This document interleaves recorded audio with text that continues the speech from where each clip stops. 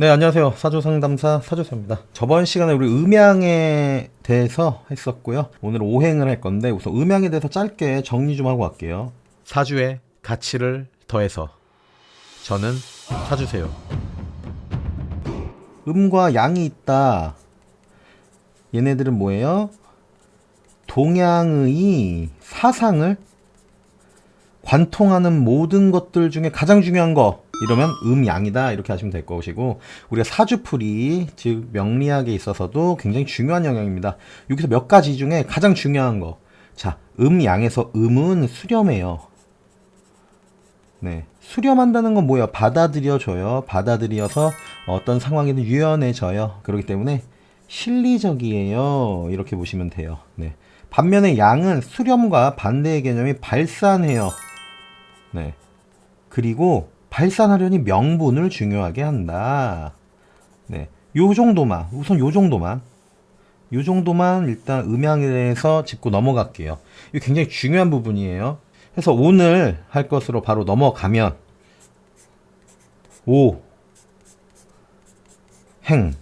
오행에 대한 얘기를 오늘 할 겁니다. 자, 여러분, 이 행이라는 건요, 이렇게 보시면 돼요. 비행기 할 때 행자예요. 비행기. 네. 비행기, 뭐죠? 이동하는 거잖아요. 이동, 움직임. 네. 5가지의 움직임이야 라고 하시면 돼요. 그래서 우리가 보통 오행 하면은 이렇게 얘기하잖아요. 목, 화, 토, 금, 수죠. 근데 여러분, 5가지의 어떤 거예요가 아니고 5가지 움직임이라는 거예요. 이 얘기는 뭐냐면 제일 중요합니다. 오행에서 가장 중요한 거예요, 지금. 물질이 아니라는 거예요, 이거. 물질이 아니에요. 자, 이렇게 볼게요. 어떤 용출하는 기운이 있었어요. 네. 그리고 발산하는 기운이 있었고요. 발산하는 기운. 네. 그리고 어떤 에너지의 전환하는 기운. 네. 그리고 수렴하는 기운. 마지막으로 응축하는 기운. 네.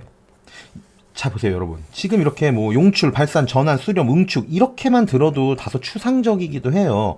이 기운이라는 것을 여러분들께서는 에너지로 받아들이셔도 돼요. 이러한 에너지가 있는데 이걸 설명하려니 이게 되게 어렵잖아요. 그래서 당대 우리가 삼국지에 나오는 제갈공명 있죠? 제갈량이라고 하는 이 사람과 어깨를 나란히 할 수 있을 정도의 굉장히 유능한 어떤 학자가 있었습니다. 네. 이 학자가 야, 이런 좀 추상적이고 좀 설명하기 어려운 에너지들을 많은 사람들이 쉽게 접할 수 있는 방법이 뭐가 있냐라고 했을 때, 야, 이거를 물건, 어떤 물질로 표현하는 건 어떨까라고 해서, 이건 나무 같아. 이건 불 같아. 이건 토 같아. 이건 금 같아. 그리고 이거는 수 같아. 이런 식으로 해서 물상적으로 표현한 거예요. 왜냐면 과거에는 글을 쓴다. 또 글을 읽는다. 이런 것들이 권력이 되던 시대예요. 많은 사람들이 글을 쓰고 읽질 못하던 시대이기 때문에 많은 사람들에게 또 명리학적으로 오행에 대해서 알려주고 싶어. 그래서 이거를 물질적으로 표현해보자라고 한 거예요. 기본적으로 이거를 물상론이라고 하는데, 이걸 물상이라고 해도 좀 애매해요, 여러분. 나무, 땅, 뭐 금속이 될 수도 있고, 뭐 딱딱한 거. 근데 이거 물. 화는 뭐예요? 불이죠. 불은 뭐예요? 현상이에요. 네. 공기, 열, 빛. 3개가 합쳐진 현상을 우린 불이라고 해요. 그래서 이미 이걸 물상으로 하기에도 화는 물상이 아니다 라는 거죠. 그래서 여러분들께서는 오행은 야, 나무, 불, 토, 이거 뭐야, 흙, 금, 물, 이거야가 아니에요. 이러한 기운이야 라고 생각하셔야 돼요. 그래야 추후에 우리가 사주풀이를 할 때도 이게 나무니까 뭐 나무야 이렇게 하는 게 아니라 용출하는 기운이 많구나, 이 사람 되게 추진력이 있을 수 있어, 이런 식으로 접근해서 사주풀이를 할 수 있다는 거예요. 절대 물질로 보시면 안 돼요. 해서 여기 좀 위험한 것들 좀 하나 얘기해 드릴게요. 아, 저는요, 수기운이 없대요. 수기운이 없거나 약해요. 그래서 뭐 물장사를 하라고 하네요. 여러분, 이 말이 됩니까? 수기운이 없어서 물장사를 하는 게, 자, 두 가지 관점에서 말이 안 돼요. 일단 이거 물질이 아니라 그랬죠. 응축하는 기운이 없으니 물장사를 해라. 이거 말이 안 되고요. 두 번째는요. 수기운이 없으니 물을 좀 보충을 하려면 물장사를 하는 게 아니라요. 그냥 물을 많이 마시면 돼요. 네. 근데 이 모든 것들이 아니다. 라는 겁니다. 우리 그런 얘기 많이 듣잖아요. 아유, 목기운이 없으니 집에다 화분을 두세요. 네. 화분 두지 마세요. 예. 그냥 용출하는 기운이 없으니 자신감을 갖고 추진력 있게 활동을 하시는 게 더 삶에 유리할 수 있습니다. 이런 식의 통변이 훨씬 더 여러분들에게 그 어떤 삶에서 유리한 방향으로 이끄는 거지, 이렇게 물상으로 하는 거는 다소 위험할 수 있다. 이렇게 말씀을 드립니다. 네. 그래서 첫 번째, 가장 중요한 거, 오행에서는 목화토금수가 있어. 근데 이거는 물질이 아니야. 라는 거예요. 네. 자, 그리고 이제 두 번째로 넘어가 보죠. 목, 화, 토, 금, 수. 얘들은 다섯 가지의 어떠한 에너지를 표현하는 물상으로서 쓴 거예요. 네. 그래서 우리는 보통 이거를 생장화수장이라고 해요. 어떠한 의미에서 생장화수장이냐? 이건요, 어떤 라이프 사이클이라고 하면 되겠죠? 네, 어떤 삶의 순환에 대한 얘기예요. 뭐냐면, 유아기나 이제 아이들이 성장하는 시기로 보면 되고요. 이거는 이제 성장을, 육체적인 성장을 하면서 많은 경험을 하는 어떤 청년 시기, 그리고 이제 많은 성장이 끝이 달해서 어떤 인생의 전환이 되는 시기, 한 장년, 중장년, 뭐 여기도 장년, 중장년, 이제 노년으로 넘어가는 시기, 그리고 수는 이제 노년의 시기, 이렇게 보시면 돼요. 그래서 예를 들어서 또 사주풀이에 있어서 보자면은 이렇게 한번 예를 들어 볼게요. 이 사주는 뭐 3세의 사주다라고 했을 때 막 온통 이렇게 막 수와 금 기운들이 많은 거예요. 네. 이렇게 있어도 3세라는 것은 우리가 오행 단위에서 생장 화수장으로 볼 땐 목에 해당되는 시기잖아요. 네. 그럼 이 사람의 3세인 이 아이의 어떠한 시기는 목의 시기, 생의 시기에 있구나라고 생각을 하면 됩니다. 그래서 이렇게 온통 음기운이잖아요. 이게 음한 기운, 네, 여기는 양한 기운인데, 음기운에 있어도 내 시기는 목의 시기에 있구나, 이런 식으로 또 확장해서 우리가 사주 통변을 해야 되는 겁니다. 그리고 더불어서 이렇게도 나눠야 돼요. 네. 그래서 목과 화는 그 양적인 기운, 네.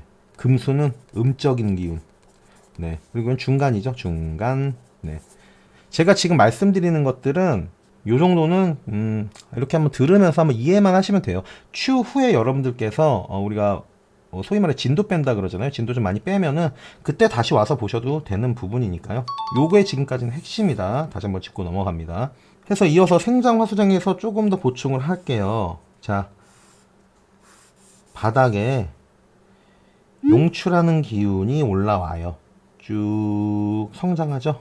용출한다, 쭉쭉 뻗어나간다는 거예요. 우리가 아이들이 방학 끝나면 막 10cm씩 크는 그런 친구들 있잖아요. 그런 느낌으로 보시면 돼요. 이렇게 쭉 자랐어요. 자란 상태에서 쭉쭉 발산을 해요. 이게 화해식이겠죠. 발산을 하는 것이 발산을 해서 에너지의 완성이 되었어요. 그럼 이제 이 본체가 성장하는 거는 끝났어요. 이제 에너지의 전환을 해야 돼요. 자, 화의 시기.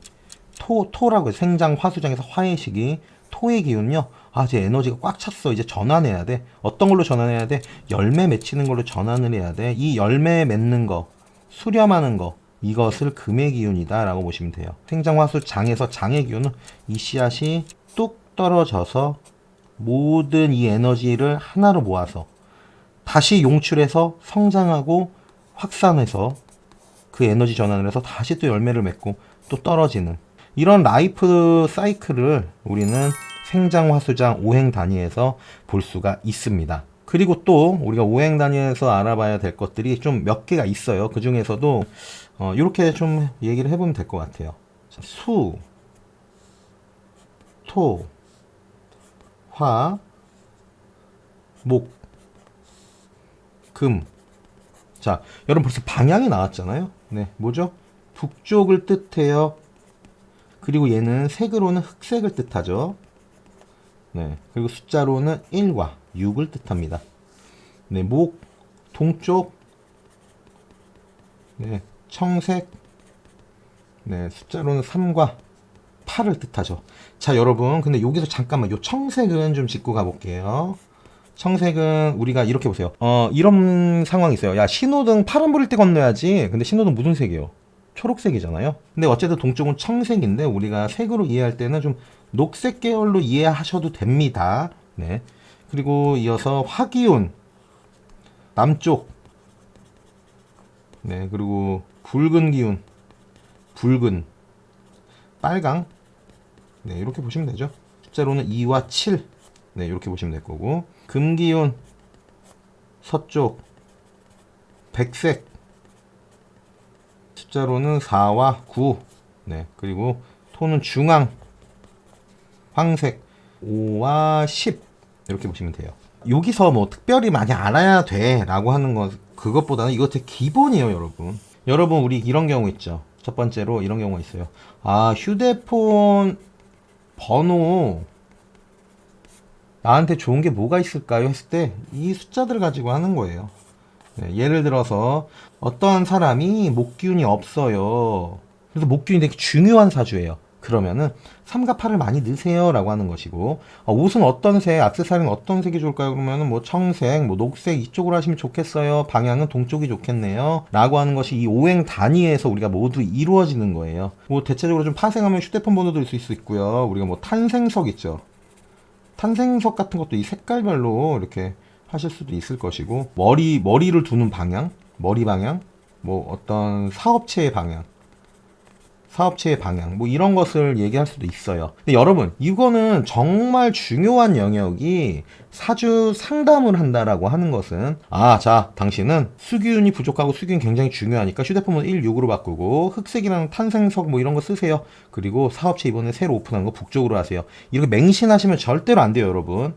가장 중요한 것은 내 사업체가 방향이 어떨까요? 라고 한다면 일단 그 사업체가 어떤 업종이고 어떤 지역에서 유리하게 할 수 있는가, 현실적인 영역을 함께 고려를 해야 된다는 거예요. 무작정 뭐 북쪽으로 해야 돼 이렇게 하시면 사주 상담하는 제 입장에서도 당연히 현실적인 부분을 대입 못한다라는 것이기 때문에, 네, 그 부분은 여러분들께서도 좀 고려를 해주시면 좋겠습니다.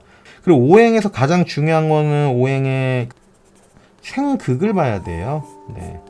생극을 봐야 되는데 생극은 이어서 하도록 하겠습니다. 오늘도 여전히 그리고 앞으로도 지금처럼 여러분 건강하세요. 저는 사주세요.